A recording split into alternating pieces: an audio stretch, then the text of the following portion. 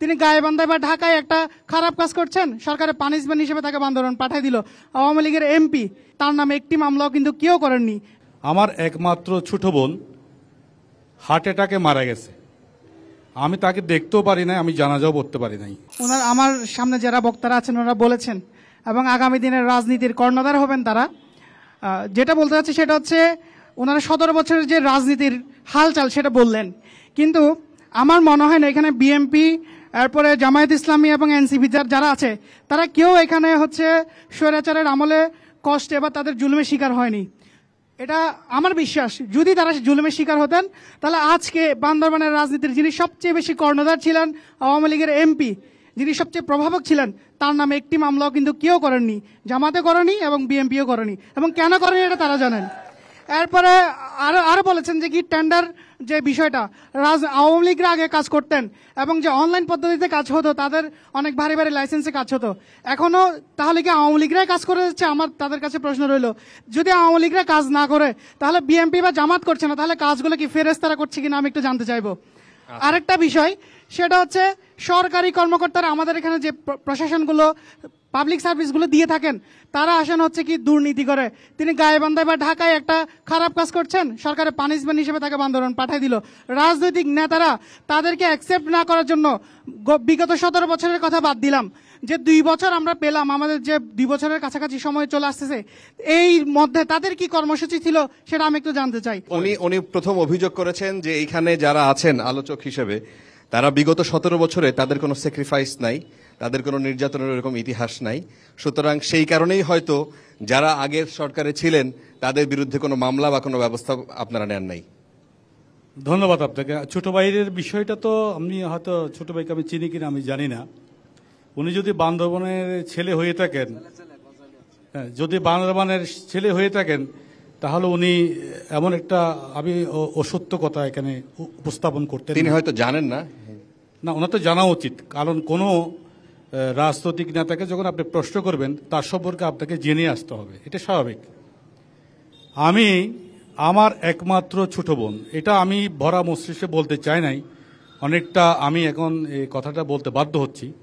আমার একমাত্র ছোট বোন হার্ট অ্যাটাকে মারা গেছে, আমি তাকে দেখতেও পারি নাই, আমি জানাজাও পড়তে পারি নাই। তাহলে আপনি কিভাবে বললেন যে আওয়ামী লীগের সাথে আমার আতাত আছে? আমাদের আতাত আছে। এবং আমার এই বান্দরবানের রাজনীতিতে যে আমার পাশে যিনি বসে জামায়াত ইসলামের আমির সাহেব, ওনাকে যখন পুলিশ অ্যারেস্ট করে নিয়ে যায় তখন আমি মেয়র ছিলাম, আমি নিজেই থানায় গিয়েছি ওনাকে দেখতে।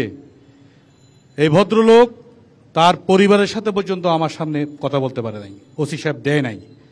আমাদের এখানে মুজাম্মেল হক লিটন, সে একসময় ছাত্র শিবির করত, তার অবুজ ছেলেটাকে পর্যন্ত মামলা নিয়ে ধরে নিয়ে গেছে। আমার জেলা বিএনপির সাবেক সভাপতি মিসেস মাইমে সিং, এক্স মহিলা এমপি, 75 বছর তার বয়স, তিনি কিডনি রোগী, তাকেও নাশকতা মামলার আসামি করা হয়েছে। আমার যুবদল, ছাত্রদল, শ্রমিক দলের অসংখ্য নেতাকর্মীকে জেল কাটতে হয়েছে। আমরা রাতের অন্ধকারে পাহাড়ে ঘুমিয়েছি, দিনে মিছিল করেছি। এমন কোনো দিন ছিল না আমার বাসায় পুলিশ জানে ডিবি গিয়ে আমার বাসায় অত্যাচার করে নাই। হয়তো সেটা আপনারা দেখেন নাই, সেই জন্য হয়তো আপনি আজকে বলতে পেরেছেন। কিন্তু ছোট ভাই, আমি আপনাকে আপনার প্রশ্নের প্রতি সম্মান রেখেই বলছি, আমরা বিগত 17টি বৎসর স্বৈরাচারের সাথে আমরা কখনো আপোষ করিনি বলে 2015 সালে আমি নির্বাচিত মেয়র হওয়ার পরও আমার মেয়র কেড়ে নেওয়া হয়েছে। 2021 সালে যিনি মেয়র ক্যান্ডিডেট ইসলাম বেবি, প্রয়াত ইসলাম বেবি, উনি নিজেই 3:30টায় আমাকে বলেছে যে তুমি তো মেয়র হয়ে গিয়েছো, কিন্তু 4টার পরে ইভিএম মিশনের মাধ্যমে আমার মেয়র কেড়ে নেওয়া হয়েছে। এবং আমি একবার শুধু সুযোগ পেয়েছি পৌরসভার সেবা করার। আমি 5টা বছরে বঙ্গুর পৌরসভায় 117 কোটি টাকা আমি পৌরসভাকে দিয়ে এসেছি। আপনারা বলতে পারেন দেশের দর্শক গ্যালারিতে বসে আপনারা সব কথাই বলতে পারেন, কিন্তু আমরা যে জায়গায় বসে আছি সে কথা আমরা কখনো বলতে পারি। আমাদের হৃদয়ে লাগে এমন কোনো প্রশ্ন করেন না। এখানে জামাতের প্রত্যেকটা নেতাকর্মী নির্যাতিত হয়েছে। শুধু আমরা যে পুলিশ কর্তৃক নির্যাতিত হয়েছে তা না, আমরা ব্যবসায়িক কর্তৃক নির্যাতিত হয়েছে। আমি জেলা বিএনপি সেক্রেটারির দায়িত্ব নিয়ে বলছি, আমি প্রফেশনাল একজন ঠিকাদার।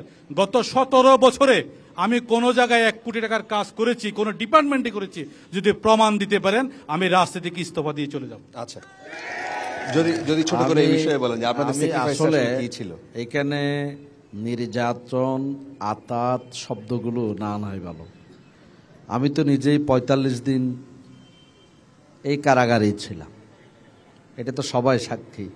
জাবেদ তো বললো আমাকে ধরার সাথে সাথে ও থানায় গেছে, থানায় না, ও জেলখানায় গেছে।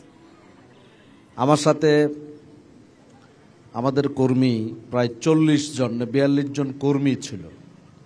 এখানে আমার জেলা কর্ম পরিষদের সদস্য অধ্যক্ষ রেজাউল করিম, প্রফেসর হামেদ হাসান, ইসলামী ছাত্র শিবিরের সাবেক জেলা সভাপতি, তারপরে ছাত্র শিবিরের পুরো দায়িত্বশীল মুজম্মেল ভাইয়ের ছেড়ে ছোট জামাতের কর্মী, তারপরে আমাদের কর্মী আশরাফুল্লাহ বাচ্চু ভাই সহ এখানে নির্যাতিত হয়নি জামাত শিবিরের এমন তো কেউ নাই।